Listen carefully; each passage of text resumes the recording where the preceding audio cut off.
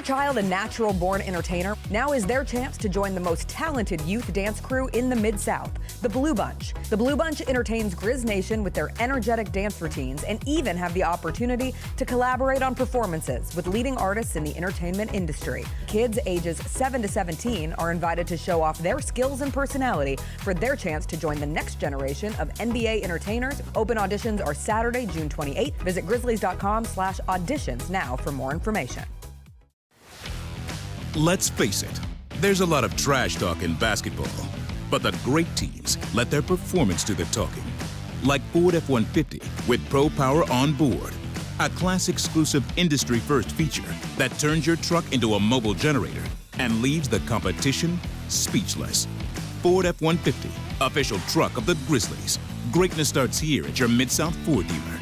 Class is full-size pickups under 8,500 pounds, GVWR.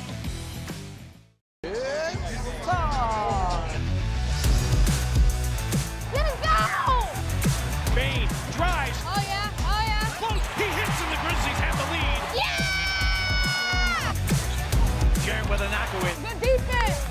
Durant attacking, spinning, hanging, and hitting! Let's go!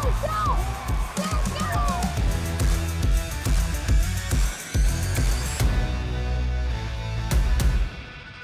Kroger shoppers and Grizz fans, one exclusive last-minute discounted ticket deals texted straight to you during the Grizzlies 2024-2025 season. Sign up with the new Kroger Buzzer Beater deal. Fans can sign up by texting Grizz to 636-479 or visit your local Kroger store in the Delta Division and scan the QR code. By signing up, you agree to receive recurring automated promotional and personalized marketing text messages from the Memphis Grizzlies. Consent is not a condition of any purchase. Message frequency varies. Message and data rates may apply. Sonic Radio. Welcome back to Sonic RNDIO. That spells radio with me, the CIO. This just in, the new Sonic $1.99 menu lets you build a crave-worthy meal for just $1.99 an item. Whether that's a creamy shake, crispy tots, or a quarter-pound double cheeseburger. This just out. Ostriches. They're mean, not very cute, and in my opinion, way too big for a bird. Don't miss the Sonic Fun 99 menu. 5 items, always $1.99. Live free, eat Sonic. Tax not included. See menu for details.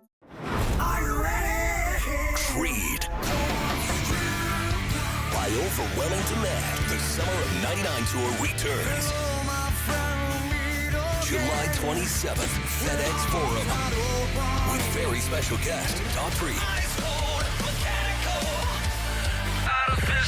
And Mammoth. Tickets on sale now at livenation.com. Don't miss Creed with Daughtry and Mammoth. The Summer of '99 tour. The First Ladies of FedEx Forum, the Grizz Girls, are known across the NBA for setting the standard for professional dance and entertainment, and they are looking for dancers to join their team for the 2025-2026 season. With the chance to gain professional dance experience and connect with the Memphis community, auditioning for the Grizz Girls is an opportunity you do not want to miss. Come show up at Open Call Auditions Saturday, July 26th at the Memphis Sports and Events Center. Visit grizzlies.com/auditions now for more information. 1, 2, 3.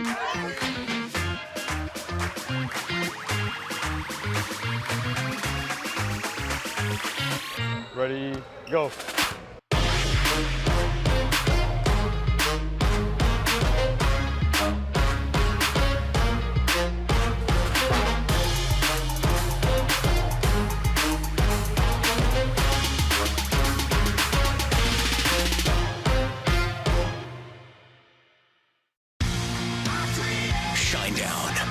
Dance Kid Dance Tour. Live in Memphis. FedEx Forum, Saturday, August 30th. With special guests, Bush and Morgan Wade. Get tickets now at livenation.com. Shinedown, live in concert. For more, visit shinedown.com.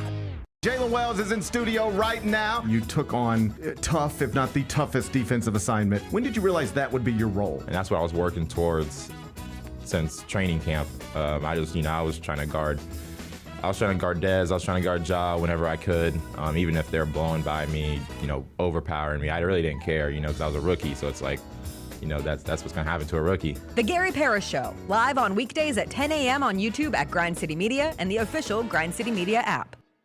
If they're blowing by me, overpowering me. Live from downtown Memphis, this is the Chris Vernon Show. Live on YouTube weekdays at 10 a.m. on YouTube at Grind City Media and the official Grind City Media app. Now, here's your host, Chris Vernon.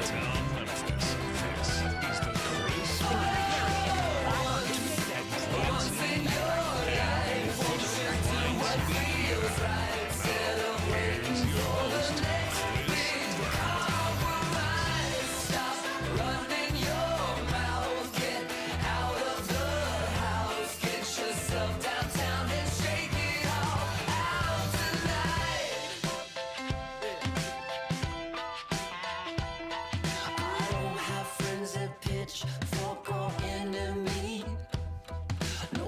Oh, what up, what up, what up? Welcome in. Friday, the Chris Vernon Show here, Grind City Media, grindcitymedia.com, Grind City Media on YouTube, June 6, 2025 edition of the show.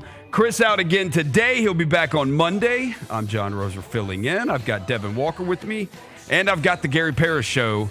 They have just switched studios, but they're both here.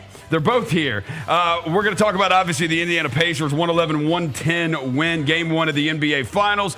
Our president is fighting with the richest man in the world, vice versa. The richest man in the world is fighting with the president. Lil Wayne dropped an album. Devin Walker is very, very depressed that 42-year-old Lil Wayne upset him with his release of the Carter 6. Aaron Rodgers signed with the Pittsburgh Steelers. Memphis has a new home and home. We'll talk about it all here shortly. Turn it up, Bennett.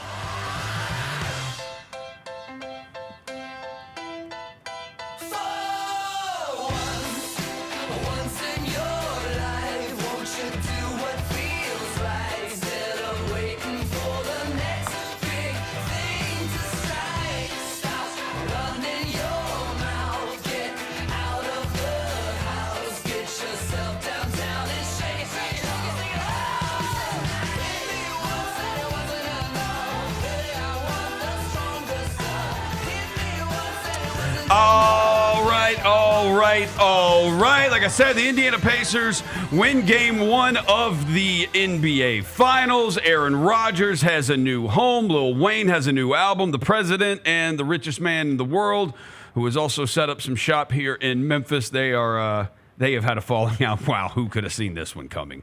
First things first, let's introduce Devin Walker to the program. Diamonds dancing on my wrist and ears.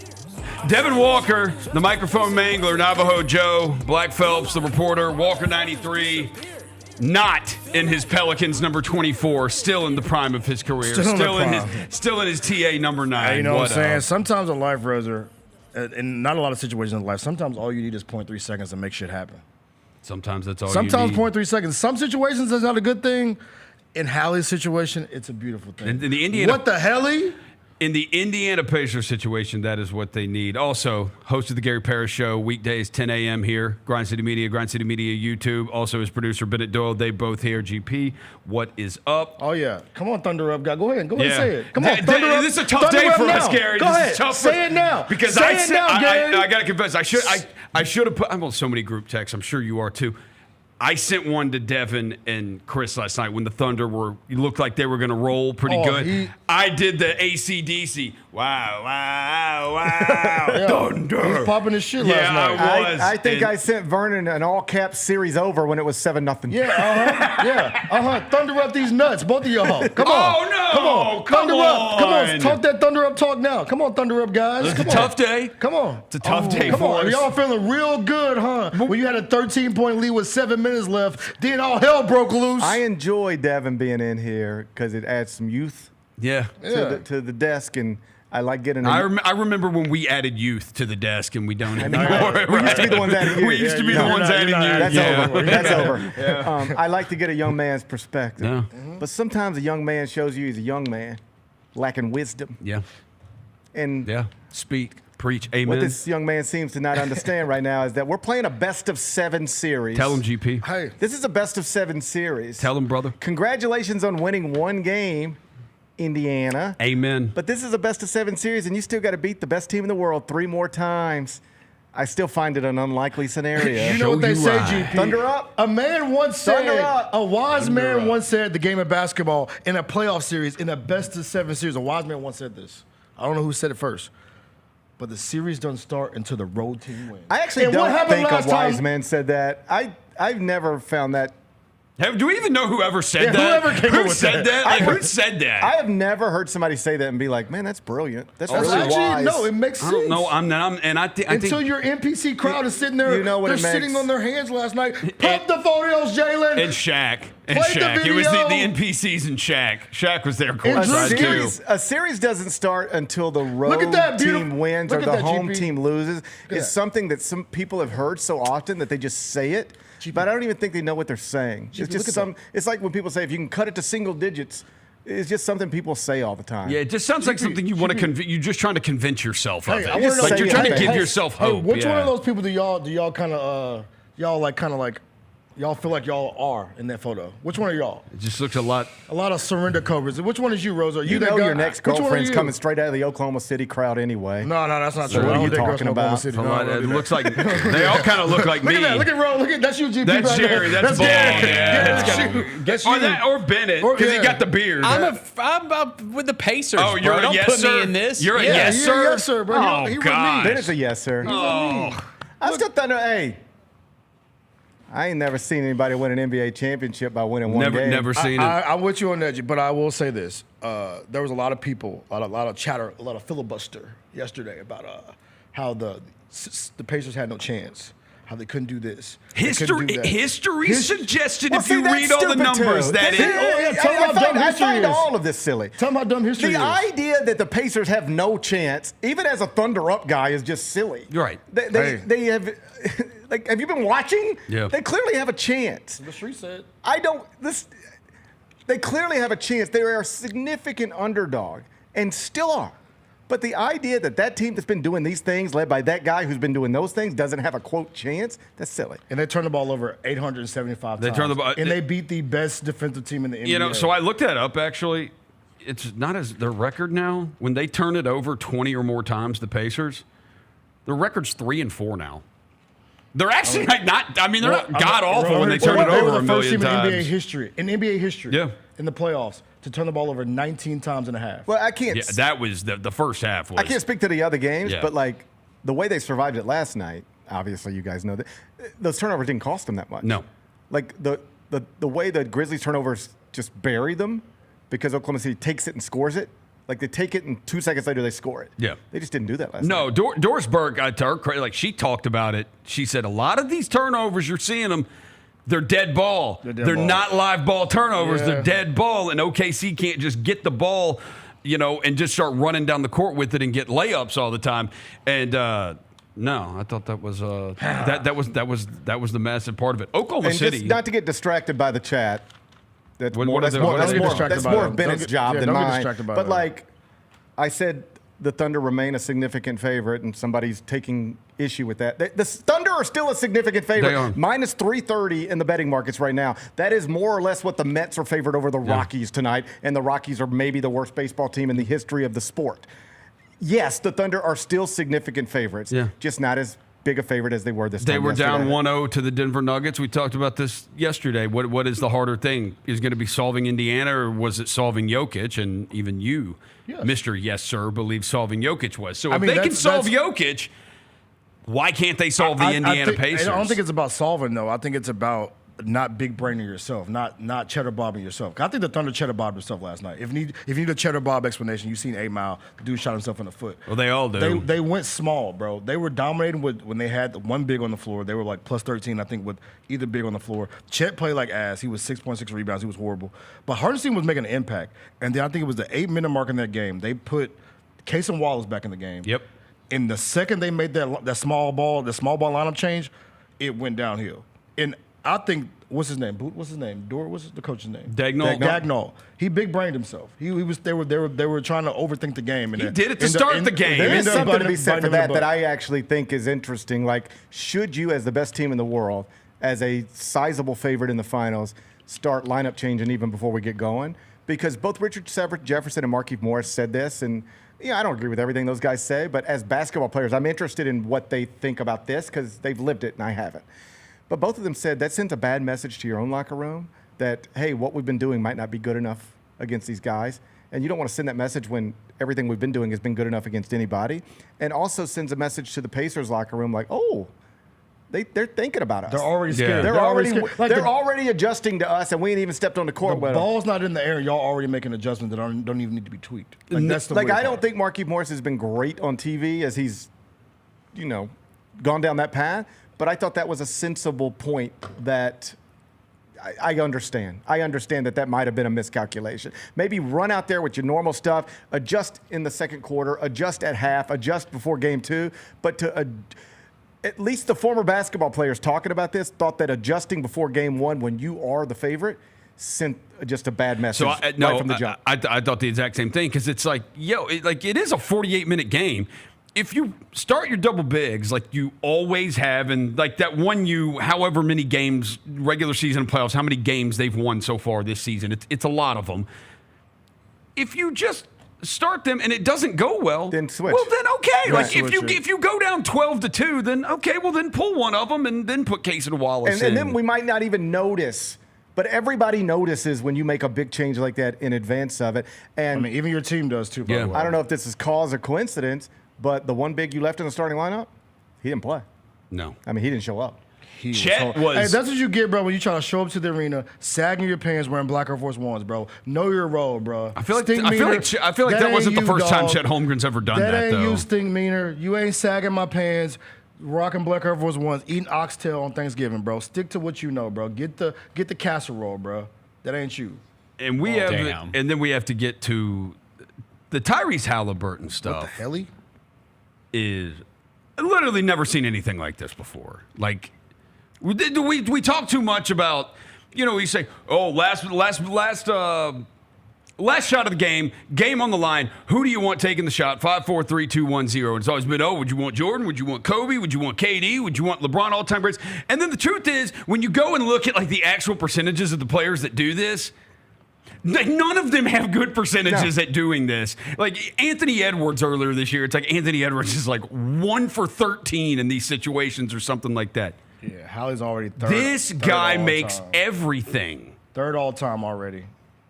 Third all time. The numbers I had this morning were in game tying or winning shots, final 5 seconds of regulation or overtime.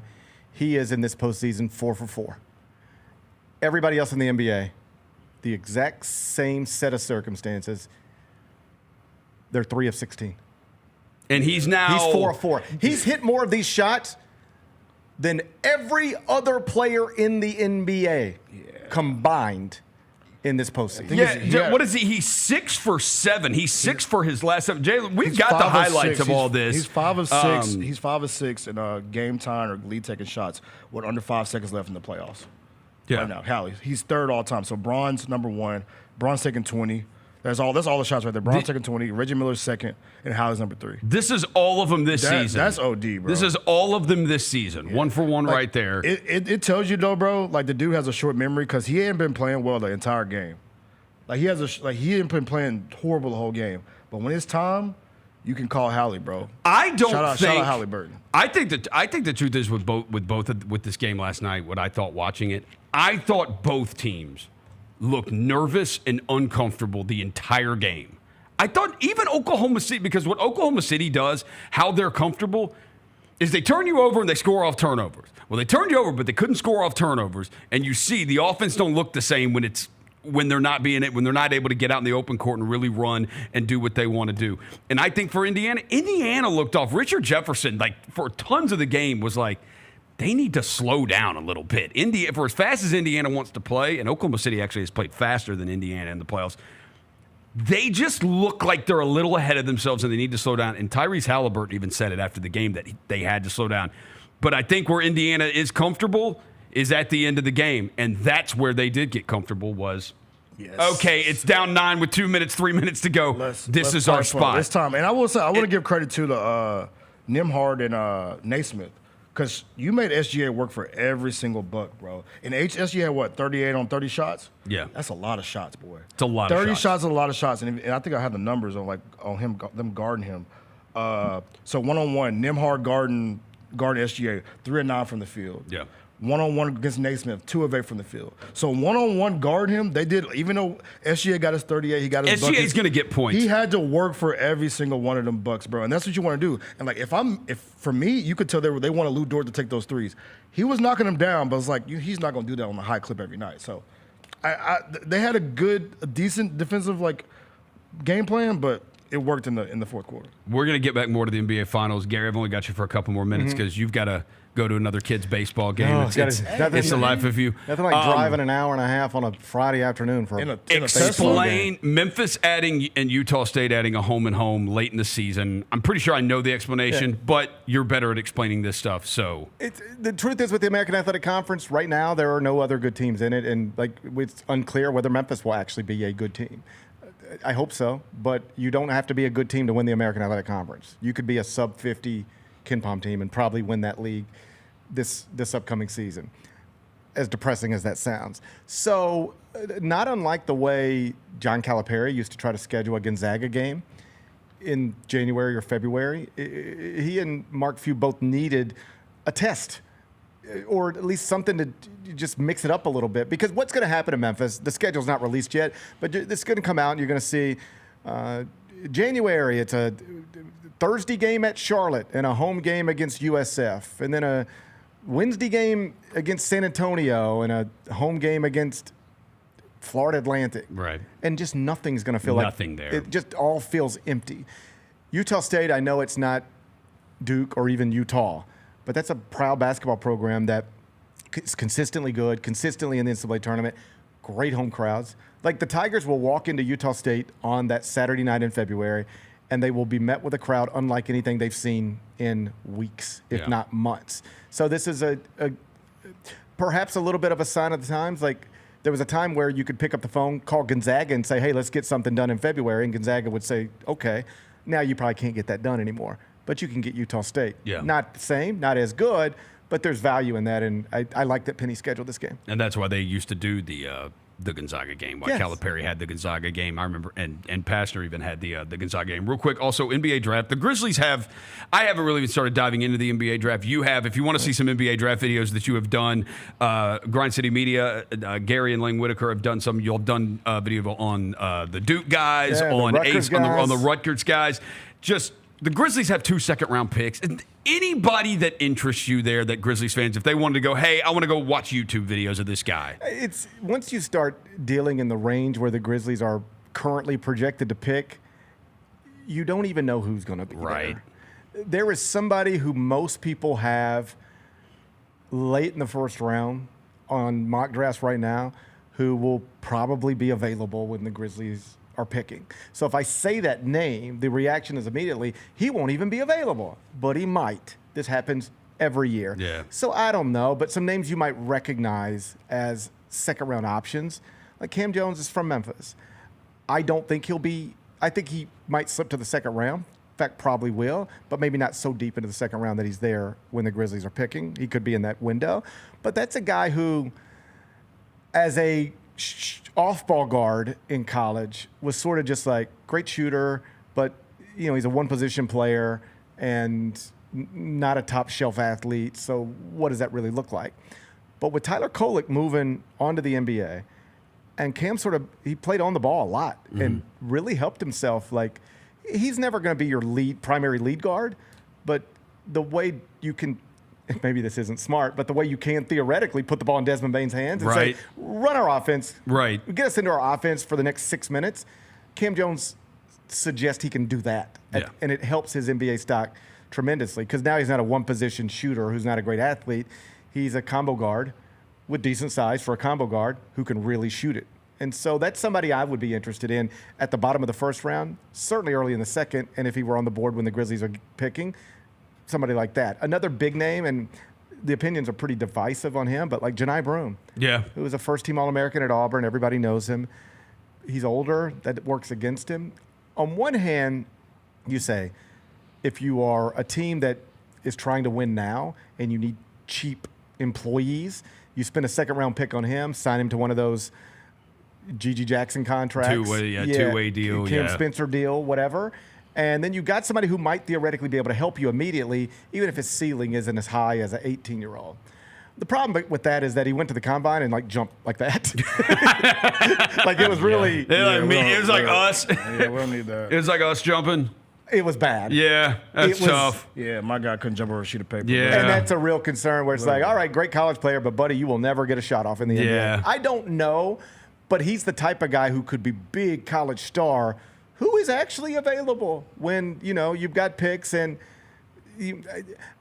I won't rule out that he could be a meaningful NBA player, but he did not help himself at the combine at all. So it's just stuff like that. I mean, there are non-athletes in the league, but it's also like, man, you got to be able to, jump more than an inch. Off and you move your feet. Like if you can't move if you're undersized big who can't really move his feet nor jump, it's just not a great place to start the evaluation process. No, that's a tough one. Yeah. Gary, I appreciate it. Go travel to a Little League baseball game. The only thing I ask of you is pour one out for the downtown Hooters. Oh, man, I already have. When you leave. It's a tough one. A lot of memories from that spot. You don't have to tell me. Don't get your car blown up, bro. Gary Parrish Show, weekdays, Grind City Media, 10 a.m. here. GrindCityMedia.com, Grind City Media on YouTube. GP, appreciate it. We are going to take a break. When we come back, we'll talk more about the NBA Finals. Chris Vernon Show here, Grind City Media. Last week, I gave you the update about my son Kevin in terms of having to choose. Has he made the decision? He picked Tennessee State. Oh, my heart, Mike. The next day, we got an email from the director of Tuskegee's program laying out everything that they were going to be doing, and he flip-flopped. There we go. He flip-flopped. So he's going to be going down to Tuskegee. Get all of your HBCU sports and culture news by tuning in to HBCU Huddle with CJ Hurt and Mike Wallace. New episodes drop every Thursday on GrindCityMedia.com, YouTube, and Spotify. Shinedown. Dance Kid Dance Tour. Live in Memphis. FedEx Forum Saturday, August 30th. With special guests, Bush and Morgan Wade. Get tickets now at LiveNation.com. Shinedown, live in concert. For more, visit Shinedown.com. 1, 2, 3.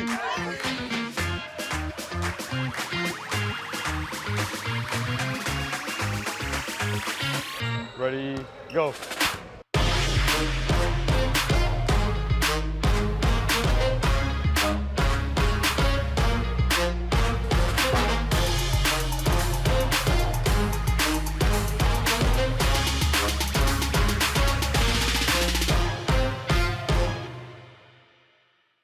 You've seen the Grizz line jamming on the court and rocking out on Beale Street, and this is your chance to join the best drum line in the NBA. Grizz line entertains Grizz Nation at home games and events in the Mid-South through their impressive techniques and energetic shows. If you have experience in drumming and marching and love entertaining, Grizz line is the perfect opportunity for you to combine percussion and performance. Open auditions are Saturday, August 9th at FedEx Forum. Sign up today by visiting grizzlies.com/auditions. Creed. By overwhelming demand, the Summer of '99 tour returns. July 27th, FedEx Forum. With very special guest, Daughtry. And Mammoth. Tickets on sale now at LiveNation.com. Don't miss Creed with Daughtry and Mammoth. The Summer of '99 tour. For Jaren Jackson Jr. in 7 years to have the following resume is very impressive. Second team all defense this year. He's a 2-time All-Star. He's a 2-time first team all defense, 2-time leader in blocks, made the all rookie first team back in his first year in the league. You left off defensive player of the year. And defensive player of the year. Tune in to the Jessica Benson Show with CJ Hurt live every weekday at 8 a.m. on YouTube at Grind City Media and the official Grind City Media app. Kroger shoppers and Grizz fans, one exclusive last-minute discounted ticket deals texted straight to you during the Grizzlies 2024-2025 season. Sign up with the new Kroger Buzzer Beater deal. Fans can sign up by texting Grizz to 636-479 or visit your local Kroger store in the Delta Division and scan the QR code. By signing up, you agree to receive recurring automated promotional and personalized marketing text messages from the Memphis Grizzlies. Consent is not a condition of any purchase. Message frequency varies. Message and data rates may apply.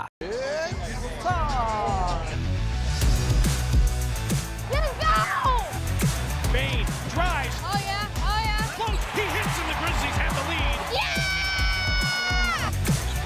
Jaren with a knock-away. Good defense. Durant attacking, spinning, hanging, and hitting.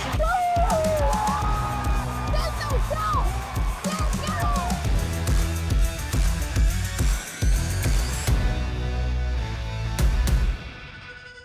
The Grizzlies, grannies, and grandpas have the right moves and are currently looking for new members to join their team for the upcoming season. These soulful seniors are a fan favorite group throughout Grizz Nation.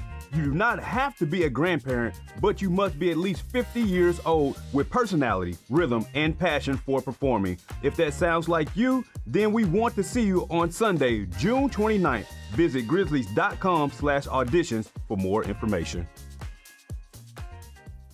Have you always dreamed of entertaining on the biggest stage in Memphis? The Claw Crew is looking for members to join their team for the 2025-2026 season. Claw Crew members are hardworking, high-energy entertainers who assist Grizzlies home games by hyping up the crowd and much more. Not only do they support the Grizzlies on home games, but also promote in Memphis and across the Mid-South. Open auditions are Saturday, August 9th at FedEx Forum. Visit grizzlies.com/auditions for more information and to register today. Welcome back to the Chris Vernon Show on YouTube at Grind City Media and the official Grind City Media app. Now, back to your host, Chris Vernon.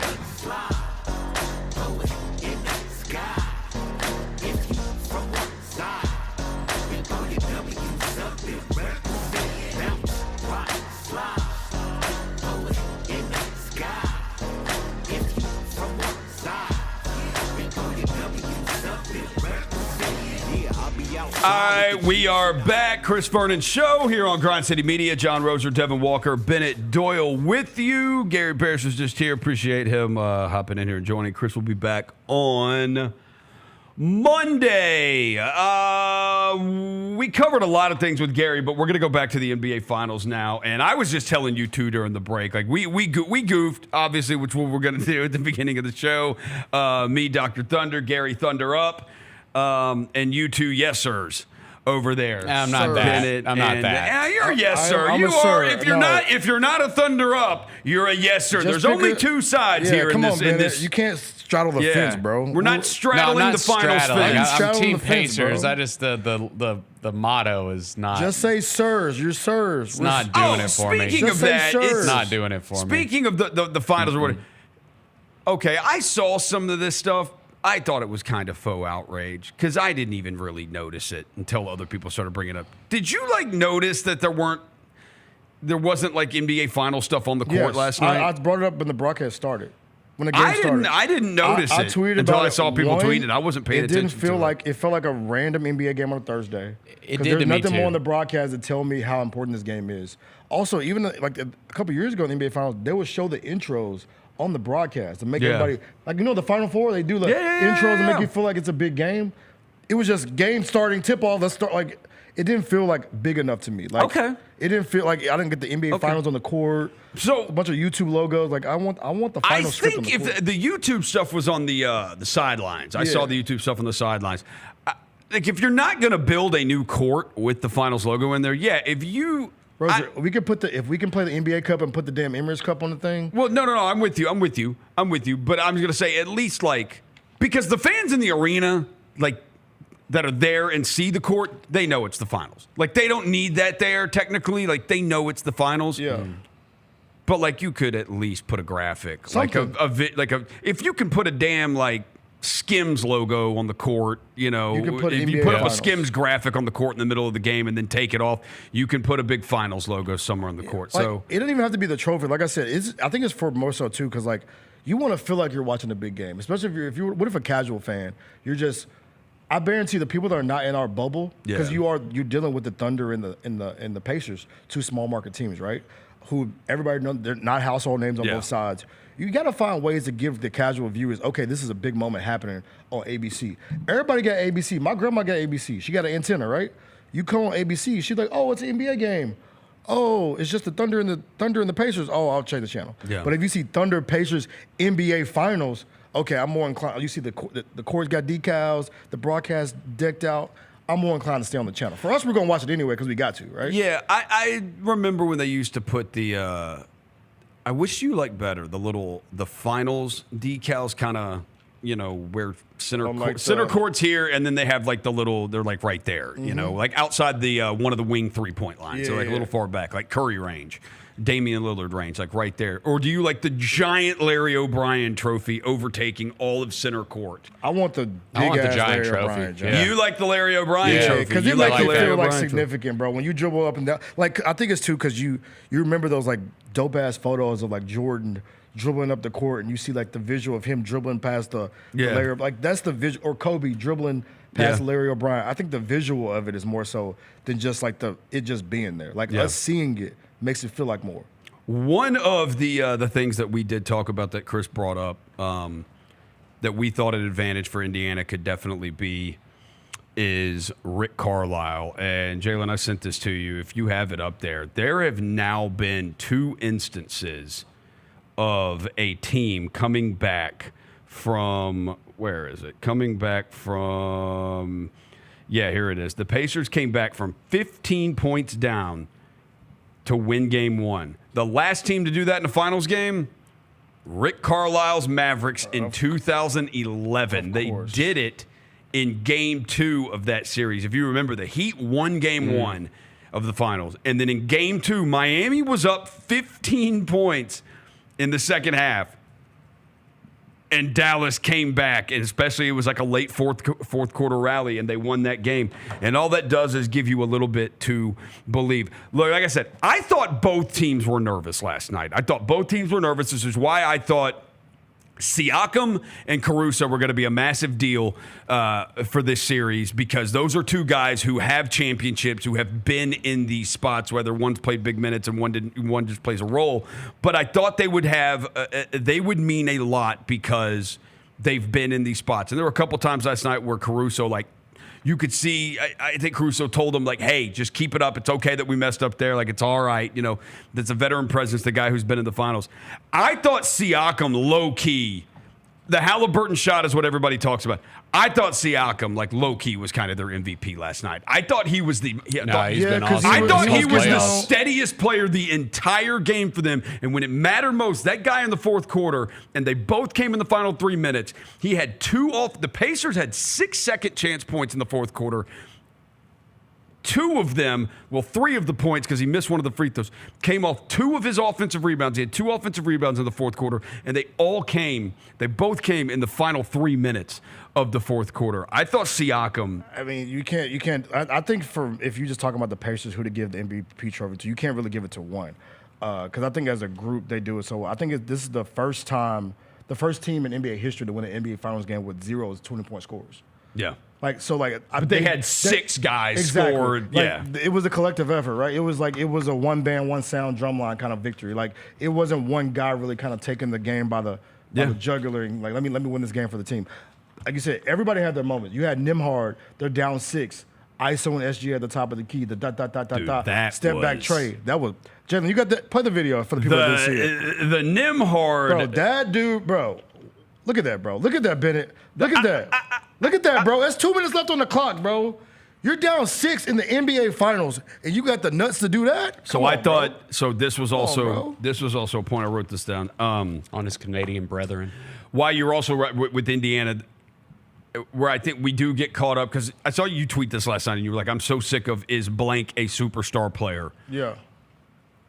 And where you tie this in is, because that last night, yes, Haliburton is the one who's going to be all over the interviews and getting all of the love for the shot because he did it again. But the truth is, whether it's the shot that he does against the Cleveland Cavaliers, Like, that crap doesn't happen if, like, Aaron Nesmith and Benedict Mathurin Exactly. and Don't those fight for guys the don't go offense, nuts. fight for the rebound. In the Knicks game, the shot that hits the back of the iron, bounces straight up and falls in, that doesn't happen if Aaron Nesmith doesn't go absolutely nuclear. And then last night, they don't get in that spot if, guess what? Andrew Nembhard hits a three. If Aaron Nesmith hits a three, they're down 108-99 with 2:52 left. Aaron Nesmith hits a three, 108-102.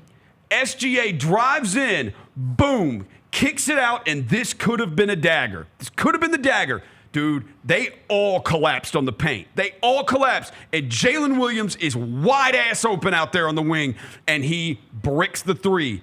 Indiana comes down, and that's when Nembhard hits the three. Sit down, Nembhard. And then you get to the final scenario. Look at that defense, bro. Then you fight for it. Look who's fighting for the rebound. Look at that. And then now you give it to your closer. Yes. Everybody touched that on that play right there. Everybody touched the ball. Give it to the closer. And on that play, Rosa, I gotta shout out one of our favorite people on the show.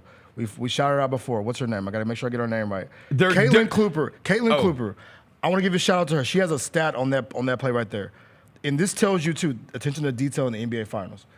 And you had Cason Wallace, who's a rookie, starting for the first, like he was starting his first time playing for the NBA Finals, blah, blah, blah. She said Tyrese Haliburton prefers to pull up going right more so than left. So if you see on that play, Tyrese goes strong right because he know what he wants to do. If that was Lou Dort or anybody else, you know what he wants to do, so you press up on him, you make him get to the left hand. She said she hand-tracked his pull-up jumpers numbers, whether it's not step backs, not spin jumpers, not runners. He's 5 of 7 going left and 22 of 44 going right. Wow. 22 of 40? 44 going right. 22 of, damn.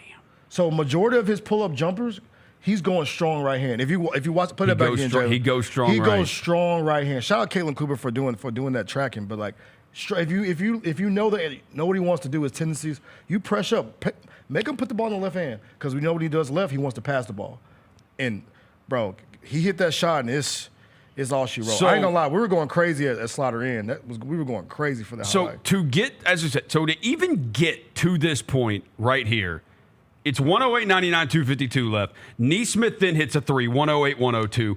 SGA drives, kicks out to Jalen Williams, who is wide open because they all just collapsed and we're like, okay, we're not letting SGA just go to the rim and get fouled and do what he wants to do. Kick to wide open Jalen Williams. Brick. Nembhard comes down, does the there it is. Barbecue chicken. 108-105 hits that three. Now we're at 108-105. Oklahoma City comes down.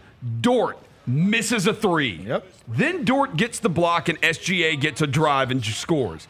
Nembhard comes down, scores again. Now we're at 110-107. Siakam blocks SGA. Siakam drives 110-109, and that's it. That's everybody. The role players for Indiana showed up to get to that point.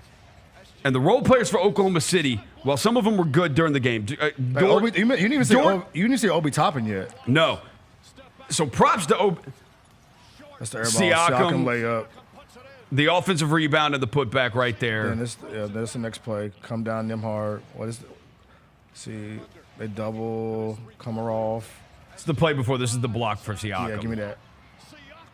Yeah, bro. Yeah. It's everybody, man. It's everybody. And that's the thing. Jalen Williams, and you go to the fourth quarter, and you look at the fourth quarter. Dude, I mean, 6 of 10 from 3 for the Pacers, 0 of 5 from 3 for the Thunder. And Obi Toppin, you mentioned Obi Toppin. Props to Obi Toppin because he was an absolute disaster to start that game. He was. Like, you talk about the lights being bright. It was bright. Big Vince Williams against the Warriors in the play-in game vibes. Like, that dude was throwing the ball. How many times did he drive baseline and just throw the ball out past half court? And they get a back court call. Obi Toppin was. And then that dude just started drilling stuff. They had, in the fourth quarter, they did Nesmith, Miles Turner, Nembhard, Obi Toppin, all hit threes. All 4 of those guys hit threes in the fourth quarter. And I know we joked around at the start of the show, the Dr. Thunder. Dude, if I'm like a real Thunder fan, that game makes me nervous as hell. And the reason is because, yes, the 25 turnovers, but 19 of those came in the first half. The Pacers, the truth is, they didn't beat Oklahoma City in either of the first 2 games, in either of their 2 matchups in the regular season, but Indiana only had 11 turnovers apiece in both of those games. So if it goes more back to that and what you saw in the second half, Oklahoma City or Indiana only having 5 turnovers in the second half, which would be more on par with what they did against Oklahoma City in the regular season, dude, the Thunder are going to be in big trouble here. Yeah. Because Indiana, I felt like those first half turnovers were just nerves. Yes. I felt they were just nerves. You were trying to play not, too fast. I did not. Play too fast. Because they're just throwing the ball out of bounds. Yeah. They're not. I didn't feel like it was like Oklahoma City. I just thought it was the moment. I didn't feel like it was Oklahoma City. And some of them is because some of them, SGA got his hands on some balls and they did make some good defensive plays, because that's what they do. But I thought a lot of those Indiana turnovers in the first half were just nerves. And once the nerves calmed in the second half, it was like, Thunder got a problem. And I think that's when you kind of go to the coaching staff, right? The Carlisles of the world. Yeah. And you got people like that to settle you down, where it's like you go to the halftime locker room, like, yo, look at the scoreboard.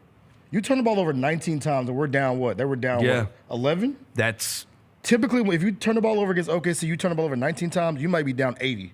We've seen it before ourselves. So I think it's just a credit to the coaching staff, a credit to the Pacers too. We talked about this, Roser. When they did turn the ball over, it wasn't like a woe is me, put my head down. No. It was, we turn the rock over, we're sprinting back. Yeah.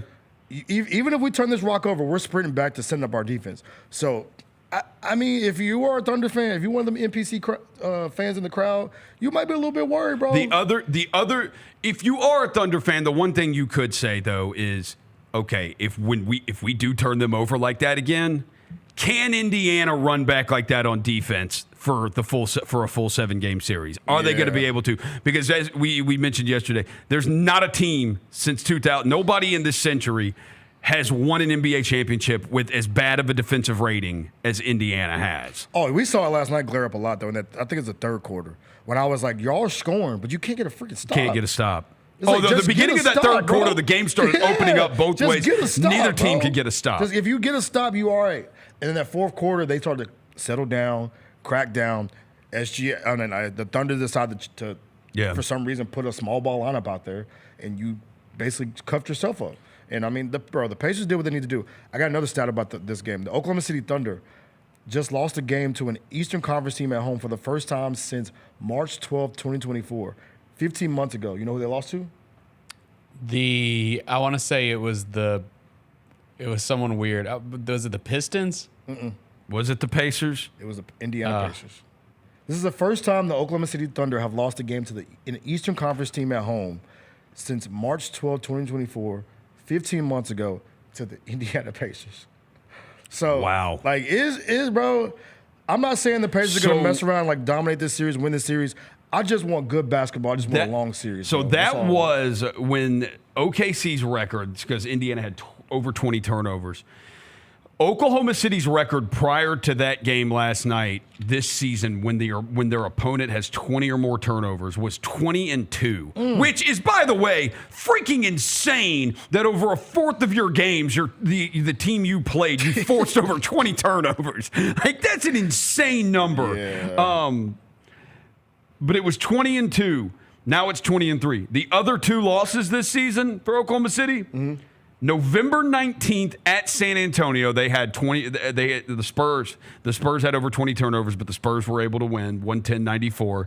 And then January 23rd against the Mavericks. The Mavericks had 20 or more turnovers, and the Mavericks beat them. That's crazy. 121-115. Another one you mentioned, Caitlin Cooper. Yeah, she's a go, by the way. Blogs about. I just want to give her a shout out. Shout out Caitlin Cooper giving us great basketball analytics, great stats great stuff on the Pacers. Great. Pacers. Also, their assistant, Jenny Busek or Buchek. Yes, if I'm pronouncing this, if you go watch that last huddle last night, the final huddle leading out for the final defensive possession for Indiana, Carlisle just takes a step back and she's coaching the team. If you watch that, she's coaching the team, telling them everything, and set them up in a great defensive possession. And I thought Nembhard on that final shot did as good a job as you could do on SGA. SGA got a good look at it. He got his bump and got his separation, but he missed the shot. Nobody else came along for the ride. Now, also for Oklahoma City, Jalen and Chet both got checked at points in that Denver series, Mm-hmm. and they rose to the occasion eventually. The same thing here. Oh, yeah. They were. Jalen Williams couldn't hit anything from the outside all night. Jalen Williams, when he got downhill, he actually got some stuff at the basket good. He has to think, if you're Jalen Williams, that maybe it was nerves. Come game 2, game 3, as the series goes on, you realize they're just shots. You had these shots all the time. You take the shots, and maybe they start to fall. The 5 3-point Dort game, they wasted a 5 3-point Dort game. Wait, 5 threes and 4 steals, bro. Yeah, they wasted a Dort game. They did. 5 trades and 4 steals? Burned a Dort game. Chet has to be good. Do you think they go back to the double big? I think they start game 2 with the double big because it was effective. Because the small ball thing kind of, like I said, it burned you in game 1. So you go back to, like they say in High School Musical, Rose, or stick to what you know. It's right? Like, why not go to, like... Stick to what you know. Go with one you 80-plus games this season. Yeah. Why, in the NBA Finals, on the grandest stage, you decide to switch up? So I think they go back to the double big. Another thing, too, about the Thunder is SGA. I think yesterday he had been reading too many press clippings. I'm going to keep it real. Yeah. He had been reading too much about SGA, because he was hunting. It was a lot of hero stuff. Yeah. It was a lot of, I'm going to get mine. It was less of, let me drive, kick. You know what I'm saying? I think he had 13 assists, but I think it was just like, I'm double teamed, so I have to pass. Right. And I think there were a lot of shots he took where he was forcing the issue. And I think they're probably going to watch film and think, okay, well, take away maybe like a couple of those shots, you get Jalen going, you get Chet going. So if I'm Indiana, I think you play the same defensive strategy, kind of let him cook. But I want to see what they do in game 2 because he was hunting, bro. He was trying to be the MVP last night. Another guy we haven't mentioned, I agree with you. I do think some of that was like you said. I think like he wasn't. Lost a little bit of trust. I mean, hell, when he tried to in the end, man, he did. I mean, he passed that ball to a wide open Jalen Williams and he missed it. Dude, Miles Turner. He had 3 assists last night, by the way. 38 points, 3 assists for SGA. Miles Turner was better than Hartenstein or Chet. Yeah. Miles Turner was great in that game. Miles, is he like all Miles Turner you ever know Miles Turner about is like he's in trade rumors. When are the Pacers going to trade Miles Turner? Bro, he's been in trade. But by the way, that's when you know they're going. Miles Turner's been in trade rumors since he got drafted by them. Play this again. Wait, Miles Turner hitting this? BS, bro, crazy. The left step back off the glass. That's when you knew it was the Pacers' night, bro. He threw his arms up. This is the moment. But this is the moment. I remember. Did I write? Hang on. I think I wrote it. I did. This is the moment when you started to feel it. Yeah. That's the moment when Oklahoma City started to feel it. Like, tried to go to turn. Yeah. Oh crap! This is happening, and they started to tighten up a little bit. There was one possession with like 4 minutes left where Chet got the ball. SGA didn't touch it like 2 possessions in a row. It was Chet and then either Dort or Jalen Williams. Dude, Chet just got the ball and just started dribbling down the court and tried to drive in on his own. Like, didn't even pass the ball. I was like, what the hell are they doing? I missed what I said. SGA had 13 assists. They had 13 assists as a team. Yeah. That's awful. That tells you what it was a lot of ISO. Yeah. I'm going to get mine. I can do and I think, too, we talked about the pace thing. That kind of lured him into that. Like when you get up and down, when you play pace game, when you get up and down, get up the floor, like you playing Rucker ball. You want to start cooking. You want to start cooking. Let me get mine. Let me get mine. Like you saw Nimhard cook SGA, and he was like, all right, I'm gonna get you back. Yeah. Shout out to Canada, but 13 assists for the Thunder, you can't have that, bro. You've got to have more assists than that. Your power friendship ass basketball. The ball pops around, boom. You get open threes. You need more assists if you're the Thunder, but. Either way, bro, we talk about all these numbers, all these stats. Bro, last night was a beautiful basketball game. It was. For all the people that talk about ratings and small markets and I don't care about this, I don't care about that. There's no superstar this, no superstar that. Bro, that was a beautiful game of basketball that was played last night. I thought it was a really good game too. I will say fair is fair. If you would have told me before the game, John Goble and Mark Davis are both going to be officiating this game, like they are going to be 2 of the 3 officials, I've been like, oh, crap, you're going to see some shit tonight. Like, you're going to see some stuff. And it wasn't. I thought they were fine. I know some people would say Cason Wallace fouled Pascal Siakam on that out-of-bounds play. Yeah. I didn't think it was that bad. I thought Siakam was kind of already going down. Yeah, it was bang. And Cason Wallace kind of had his arm in there, and maybe there's a little push. But I I didn't think that rose to being called a foul. I was totally fine with that. I thought the officiating crew was fine. We all think OKC is going to win game 2, don't we? Yeah. Now, then again, there were other teams that thought that too. The Knicks probably thought they were going to win game 2 also. The Cleveland Cavaliers probably thought they were going to win game 2 also. I think they probably respond and win game 2. I think it'll be a good game. I think I think the Thunder win game 2. I'm interested if we see more Isaiah Joe. He played 11 minutes. He was +3 in his minutes. He knocked down a 3. He doesn't defend though. That's the problem. He doesn't defend. He is an offensive only. He's player. an offensive only guy. Yeah, I'm just spitballing here. If they make some changes, them folks put Asia. What's the dude name? They put number 25 out there. I said, who the hell's number 25? Does it kill Cason? Do you hurt Cason Wallace's confidence if you go ahead and pull him from the starting lineup immediately after one game? No, because I think I saw an interview he did before the finals, and he said, even though I'm a lottery pick, when I came to this team, I knew what my role is. Yeah, and I think he has the temperament up here to where he knows what my role is. He didn't think I'm a starter. Like he got put in the starting line for the finals. He was probably shocked too. Exactly. He's like, damn. He's like, you called my name? What? The coach was like, SGA, Williams, and Haliburton hit that shot on him too. Yeah, that shot was on him. That was tough. I thought that shot was a lot more difficult in real time than when I see the replay. When I see the replay, I'm like, oh, no, he got separation, got elevation, and got a great look at it. I told you, like she said, when he gets to his right hand, that's what he wants to do. He wants to get to that fader. He wants to get to that leaner. And he is on a generational run right now. We throw around the term generational.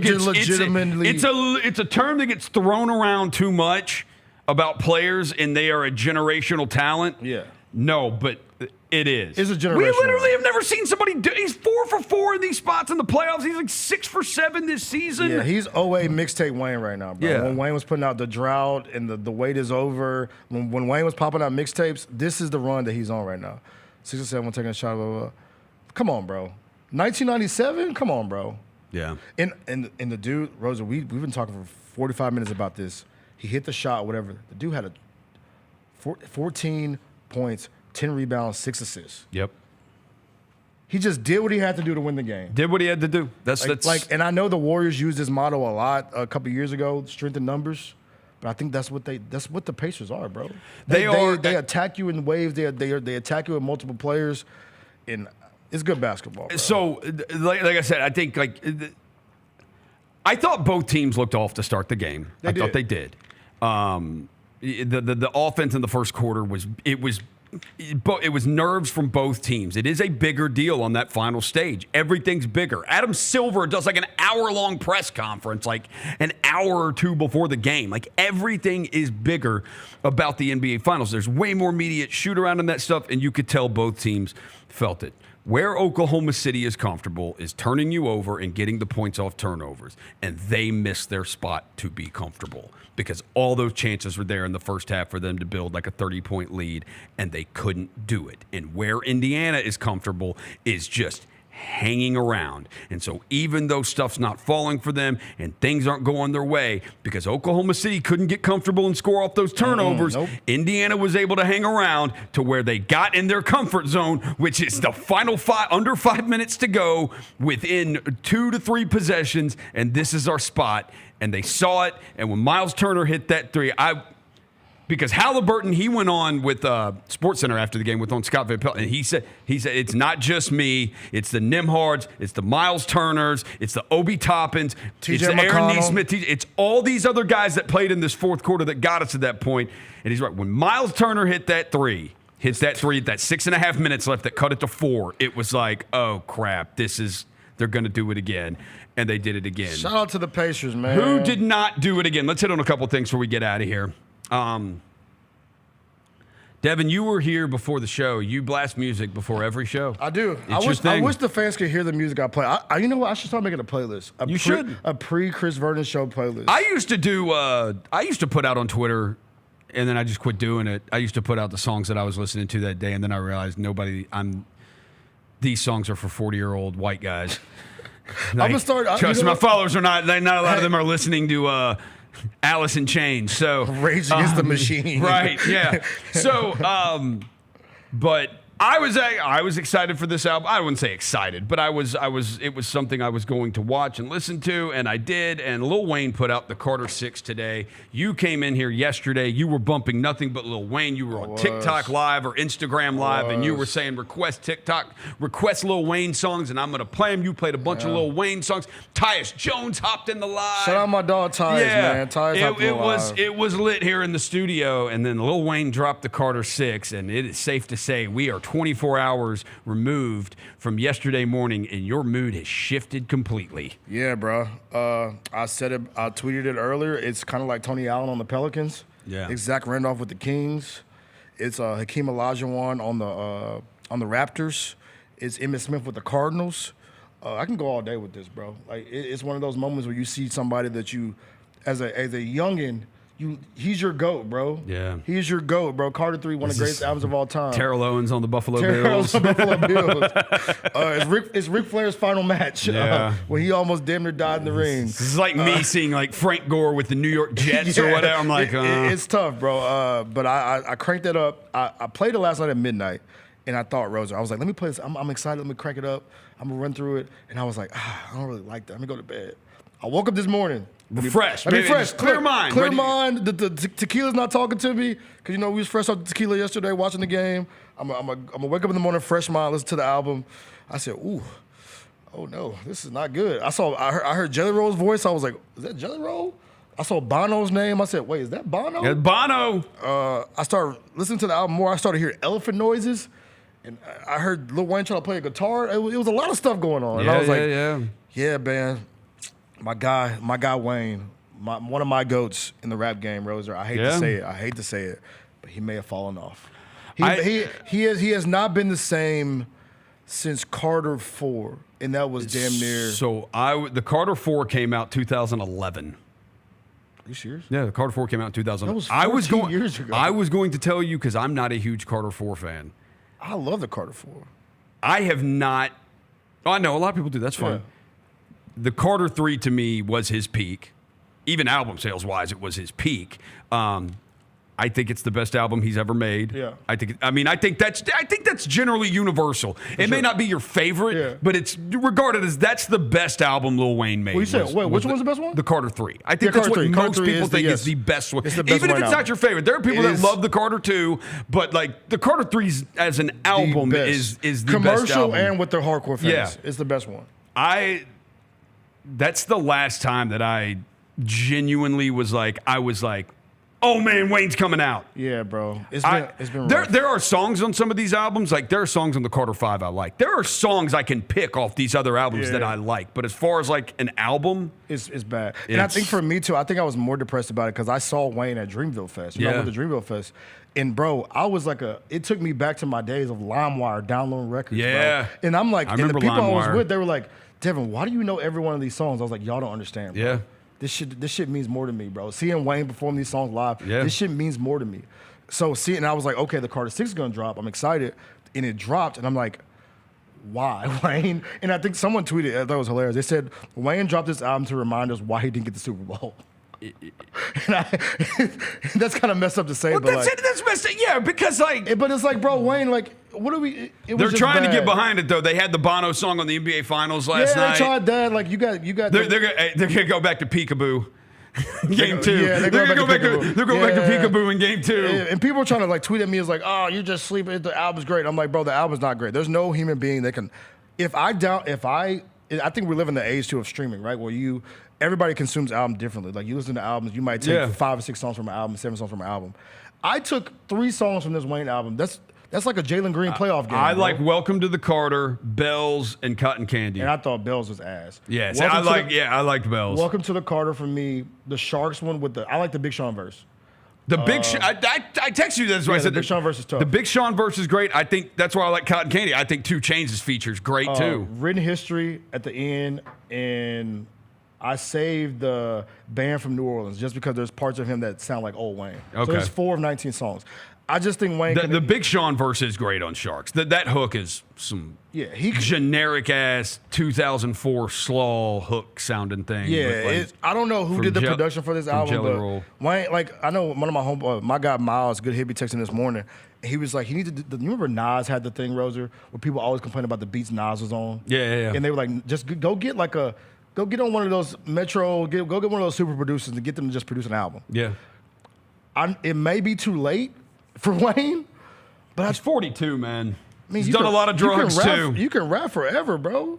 You can rap forever, but I think we need one of those super producers to get on the album and make some beats, because these beats are GTA as hell. Like these some of them are very 2008, Fortnite, 2009, But no, man, it was. I'm gonna call this the Jalen Green project. If I played guitar, it might be one of the. It might be the worst song he's ever made. 1,000%. And then Wayne has made a lot of ass. Like if you go listen to I Am a Human Being 2, Wayne's made a lot of bad songs. Go listen to I Am a Human Being 2, or go listen to that damn rock album he put out. Yeah. Prom Queen was a commercial record, but go listen to that album. It is a 2-pack of ass. But no, Wayne.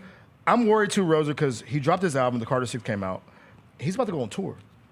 Yeah, he is. And I have a proclamation for you, Wayne. Just and play like 2 songs from this album. Because he's coming to Memphis on, you know the date, Bennett? I thought it got pushed back. September? It got pushed back. It's like September or October now. September. Wayne, when you come to September, this is my promise to you, Wayne. I love you as an artist. When you come to Memphis on September 2nd, please refrain from playing all these songs from this album. Give us the hits, bro. But no, if I was to rate the album out of 5 stars, I would probably give it a 2.5. Someone brings up in the chat, Big Sean needs to change his brand. There has never been a better rapper that nobody gives a crap about than Big Sean. People sleep on Big Sean. Dude, Big Sean is so good at rapping, and nobody gives a crap about him. I actually had a whole conversation about Big Sean the other night on PS5 chat, and you know what somebody compared him to? Actually, you brought up Big Sean. Somebody just sent me a tweet. SGS like Big Sean was. If Big Sean was one of the best rappers alive, I won't explain this. And I think that kind of makes sense. Like SGA and Big Sean are they are in the same ward, low key. Like they're good at what they do, but people don't really people mess with them, but they don't really mess with them. Yeah. Like you know what I'm saying? But nah. That's because SGA wears like Skims and Converse. Donovan Mitchell wears Skims. Yeah, it's weird. Roser, men can wear Skims, bro. Yeah. I mean, Nick Bosa wears Skims. It's weird. What's wrong with wearing Skims? I don't know. It's draws, bro. You wear draws, don't it? I really hope you. Pause. I really hope you got draws on right now. Yeah, dude. Well, they're compression. Dick's Sporting Goods compression shorts. Skims are draws, Roser. Yeah. Oh, they are? You can't wear draws? I don't know. It just seems weird. Hey, these are Skims. I don't know. Maybe an age thing. It's a little pricey for me. It's like pricier draws. Yeah, it's like premium draws, bro. Why am I trying to pay $60 for draws? I'm trying to pay $60 for draws. It's like Mike Miller's brand, the one that Ethica. Not the Ethica. Is it called Ethica? The draws that Chandler had the PSD. Yeah. PSD. People pay like $50 for them draws. Yeah.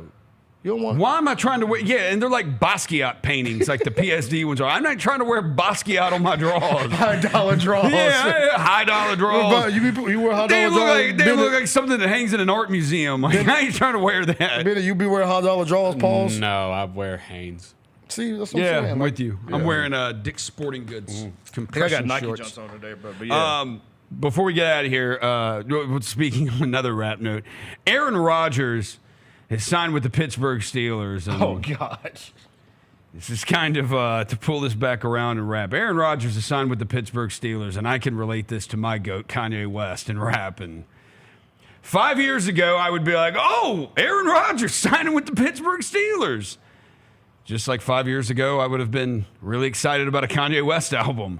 And I was. It was Donda. 2 years ago, Aaron Rodgers signing with somebody like the New York Jets, I was like, oh,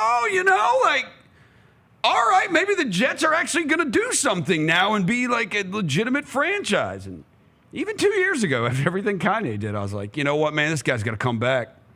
I'm interested. Let's go. Yeah. We're not. And now I'm just like, okay, cool, whatever. Like that didn't even make the headlines yesterday. Aaron Rodgers signed with the Steelers. And I we were know. like, It's like I don't even know. Well, I mean, it happened literally during the middle of the Trump-Elon Musk beef, so no one was paying attention. I don't think anybody really would have cared either way. Yeah, I don't think anybody would have cared. I don't think they would have cared. It's just like, all right, cool. It's like Shaq signing with the Celtics. Yeah, it's like, I mean, Aaron Rodgers, can you roll out?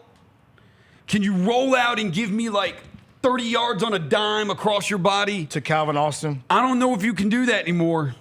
I mean, dude, if they got anything going for him, it's the fact that Mike Tomlin can get more out of his team than like any coach. So he can, but they'll be 8-8. Is he better than Justin Fields and Russell Wilson? We're gonna find out. Like, I don't know if he's better than Russell Wilson. Like, I don't know. But like, for that team, probably. Because I think he has weapons on weapons. Like, bro, the dude got freaking what? DK, Robert Woods, Calvin. Robert Woods. Robert Woods ain't nobody talking about Robert Woods. He was a Titan a decade ago. He ain't called no more. Robert Woods ain't been cold since he played for the Rams. I remember Robert Woods could hoop back in the day, bro. Am I tweaking?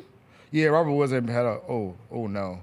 They also don't have a running back. Like that roster leaves a little bit to be desired. Yeah, you think it's time Calvin Austin gonna have a chance to shine though. I love that. So I'm saying Calvin just run the deep route, bro. But it's like throw the ball in the air, let Calvin run under. Yeah, but it's like I don't know. Like Aaron Rodgers, I'm not like. Is Aaron Rodgers gonna give me like a couple games? It's gonna be like a little attitude. It'll be like Wayne's album. He'd give me like 4 games. 5 games where he's going to look good, and then the rest of it's just. The real question is, Roser. It's like Wayne. It's Wayne and Kanye. It really is Wayne and Kanye. You can't like. Give me like 4 or 5 good songs. But it's age. They're all in their 40s. It's just an age thing, man. But like the question with the Aaron Rodgers thing, bro, is how long before? Because we know how Mike Tomlin is. How long before we see the first clash of, you know what I'm saying? Because Tomlin don't play games. Yeah. You know he don't play around, and we know Aaron Rodgers. He'll go on a podcast and say something out of pocket-ish. So will Kanye. So we call it. Really is the same. Has Aaron Rodgers gotten to his Kanye era? He's in his Kanye bag. He might be in his Kanye bag. He might be. Bro, he's in his Kanye era. Like Kanye pop up, he'll give you all Donda. He'll give you "Come to Life," which is like, man, beautiful song. And Rodgers will roll out and hit that 30-yard across his body every now and then. You're like, damn, man. I remember when you used to cook like that. Yeah. And then the rest of it is just, it's like, oh yeah, you're old as hell now. And you might be a little, man. You might be a little crazy in the brain a little bit. Aaron Rodgers goes down when he feels pressure now, and Kanye's still rapping about Phil Jackson and Michael Jordan rings. It's like, damn, man. The Grind City Media wants you to know, Bennett Doyle. The Steelers have Caleb Johnson at running back. Pretty good fit schematically for his play style with the outside zone running scheme. Who is that? Who the F is Caleb Johnson? Yeah, that's what the Grind City Media, at Grind City Media. I don't know if that's Darnell. That's some Darnell shit he would say. Yeah. Darnell definitely typed that. Oh, he played at Iowa. Okay. He's not a tight end. He's not going to be good. If you're going to be from Iowa and be in the NFL and be good, you have to either be a tight end or an offensive lineman. Sorry. Those are the rules. Or Cooper DeJean. Or You say Iowa? Didn't your boy go to Iowa?